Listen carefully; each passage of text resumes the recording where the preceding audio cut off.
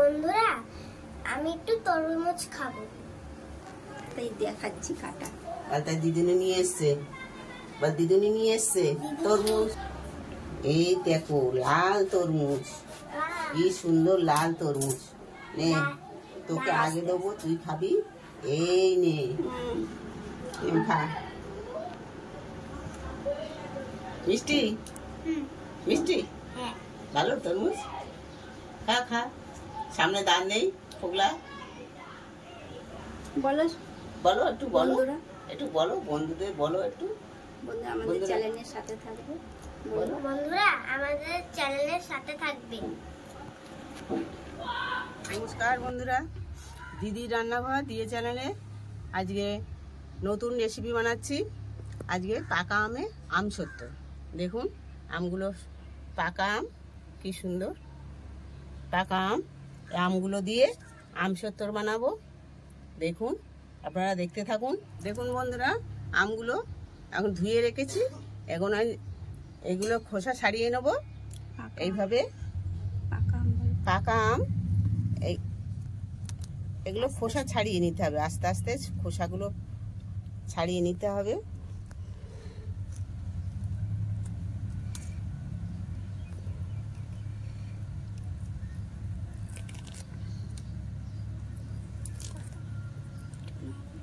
খোসাগুলো ছাড়িয়ে আমি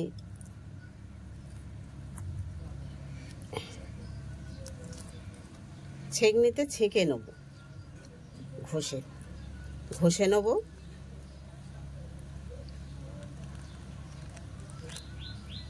দেখুন ছাড়ানো হয়ে গেছে।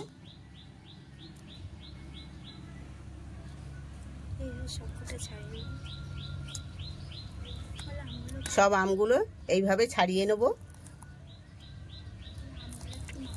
সব আমগুলো ছাড়িয়ে রেখে তারপরে ঘষুনিতে ঘষে নেব। আমি একটু নরম দেখে আম নেবেন, একটু শক্ত আম হলে অসুবিধে হবে, হ্যাঁ ঘষতে অসুবিধে হবে।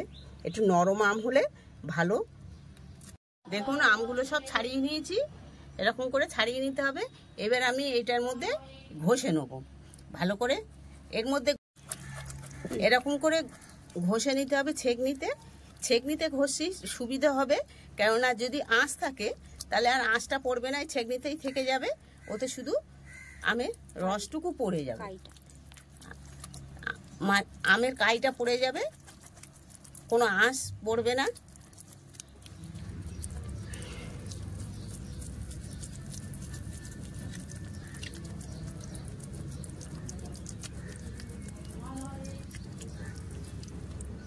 দেখুন সব আমগুলো আমি এরকম করে ঘষে কাই বের করে নিয়েছি।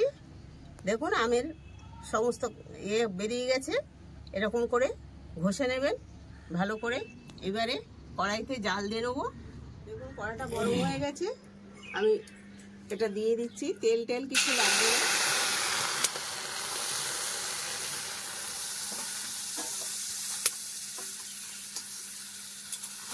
গাঢ় করে নিতে হবে।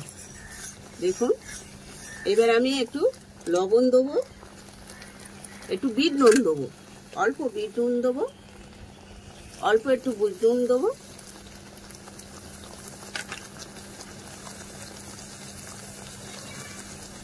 সামান্য একটু হলুদ দেবো, আর 1 কাপ মতো চিনি রেখেছি। 1 কাপ মতো চিনি আছে, এই 1 কাপ মতো চিনি দেবো। আমটা কতটা মিষ্টি সেইভাবে চিনি দেবেন। যদি বেশি মিষ্টি হয় কম চিনি দিলেই হবে। টক আমটা যদি টক হয় তাহলে একটু বেশি চিনি দেবেন, আর যদি মিষ্টি হয় তাহলে 1 কাপ দিলেই হবে। এরকম করে জাল দিয়ে নেবেন, গাঢ় করে নেবেন মিশ্রণটি। দেখুন এরকম করে নাড়তে হবে, সবসময় নাড়তে হবে, নাহলে ধরে যাবে তলায়।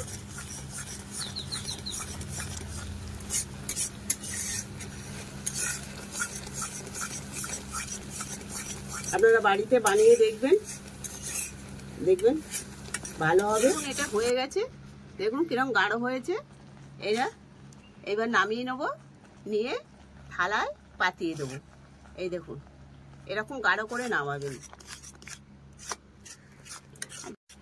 এখন যা রোদ্দুর দিয়েছে, যা গরম, একের রোদ্দুরে শুকিয়ে যাবে। দেখুন দেখুন নামিয়ে নিয়েছি। এবারে থালায়, স্টিলের থালায় এতে তেল দেবো, একটু সর্ষের তেল, তাহলে গায়ে আটকাবে না। সর্ষের তেল দেবো, তাহলে ভালোভাবে মিশ্রণটি উঠে যাবে, গায়ে লাগবে না, থালার গায়ে লাগবে না। এরকম করে একটু তেল নেবেন।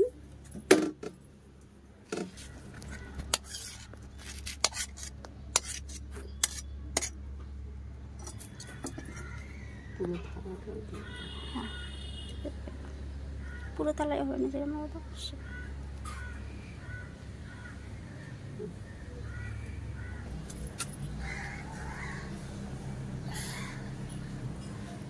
বলো।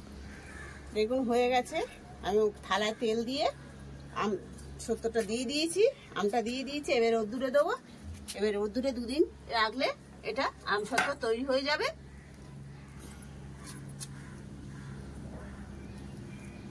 এটা রেডি হতে দুদিন লাগবে, দুদিন পরে আবার ফিরে আসছি। দেখুন বন্ধুরা, আগের দিন আম সত্ত্ব করেছিলাম, আম সত্ত্ব রেখেছিলাম, রোদ্দুরে দিয়েছিলাম, সেটা এখন শুকিয়ে গেছে। আম সত্ত্বটা তুলবো। দেখুন কি সুন্দর শুকিয়ে গেছে। এখন আম সত্ত্বটা তুলবো আমি। এরকম করে সরু সরু ফালি করে নেবেন, নিয়ে তুলে নেবেন। আম সত্ত্বটা কি সুন্দর কাঁচের মতো পরিষ্কার হয়েছে। এরকম করে গুটিয়ে যেরকম বিক্রি হয় দোকানে, সেরকম করে তুলে এরকম রেখে দেবেন গোল করে। ভালো লাগবে এগুলো। ফ্রিজে রেখে দিলে বর্ষার সময় খেতে পারবেন। পাকা আম ঘরে থাকলে বানিয়ে দেখবেন, খেয়ে দেখবেন, ভাল লাগবে। এরকম আমরাও খাই বন্ধুরা, আমরা এরকম একবারে খেয়েছি, বুঝতে পারছি। আমার জন্য বানিয়েছে, আমি খাবো।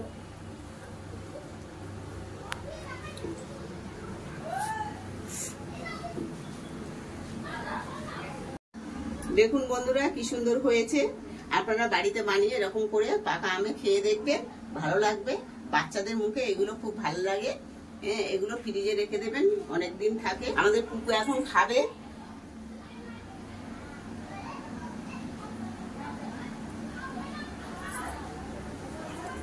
দারুণ হয়েছে বন্ধুরা, জোরে বলো বন্ধুরা, দারুণ হয়েছে। এবার তোমরাও খেয়ে দেখবে,